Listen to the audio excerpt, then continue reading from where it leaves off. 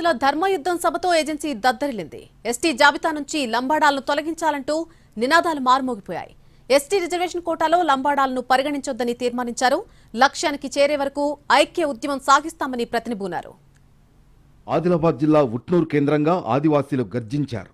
ST జాబితా నుంచి లంబాడాలను తొలగించాలని నినదించారు. దానికి కేంద్ర రాష్ట్ర ప్రభుత్వాలు సహకరించాలని విజ్ఞప్తి చేశారు. ముఖ్యంగా చట్టబద్ధత లేని లంబాడీలను తెలంగాణ, ఆంధ్ర ప్రభుత్వాలు ఎస్టీ జాబితా నుంచి వెంటనే తొలగించాలి. 1956 నుంచి 1976 వరకు ఎస్టీ జాబితాలో లంబాడాలు లేరన్న ఆదివాసీ నేతలు ఇప్పుడు ఎస్టీ రిజర్వేషన్తో ఉద్యోగాలు చేస్తున్న వారి పత్రాలను మళ్లీ పరిశీలించాలని డిమాండ్ చేశారు.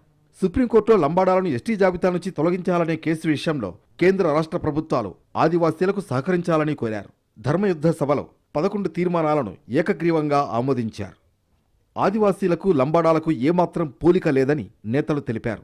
వారు గుడుంబా కాస్తారని, తాము గుట్టల్లో ఉంటున్నామన్నారు. మార్వాడీలు గోబ్యాక్ అంటే వారికి లంబాడాలు సపోర్ట్ చేశారు. వాళ్లు ట్రైబల్స్ ఎలా అవుతారని ప్రశ్నించారు ఆదివాసీ నాయకులు.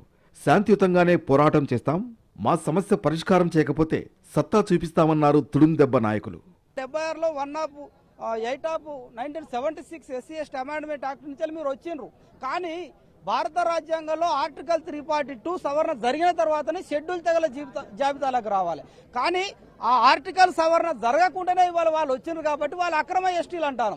వీళ్ళకి అక్రమ ఎస్టీలు అనే విషయంలో మేము ఉద్యమం జరిగేటప్పుడు నిజంగా వాళ్ళు ఎస్టీలా కాదా, ఆర్టికల్ 342 సవరణ జరిగిందా లేదా, జరగకుండానే వీళ్ళకి ఎస్టీ సర్టిఫికెట్లు వస్తాయి. మా సభ నుంచి మేము ఒకటి పెట్టినాం. ఆర్టికల్ 342 సవరణ లేదు కాబట్టి తెలంగాణలో ఉన్న కలెక్టర్లు, ఎంఆర్ఓలు అందరూ కూడా ఎస్టీ సర్టిఫికెట్లు ఇమీడియట్ గా నిలిపివేయాలి. ఆదివాసీ ప్రజాప్రతినిధులు ఆదివాసీలను కాపాడుకోవాలన్నారు ఖానాపూర్ ఎమ్మెల్యే వెడ్మబొజ్జు. ఏ ఉద్యమం అయినా సీఎం సహకరిస్తున్నారని, ఆదివాసీల సమస్య పరిష్కారం కోసం సీఎం రేవంత్ వద్దకు ఆదివాసీ పెద్దలను తీసుకువెళ్తానని హామీ ఇచ్చారు. ఆదివాసీ సమస్య పరిష్కారం కావాలి, ఆయన యొక్క ఏదో ఒక మార్గం చూపడమని నేను అసెంబ్లీ సాక్షిగా నేను మాట్లాడమని జరిగింది. ఈ పంచాయతీ పంచుతామా ఏదో ఒక చాలని నేను అసెంబ్లీ వేదికగా మాట్లాడమని జరిగింది.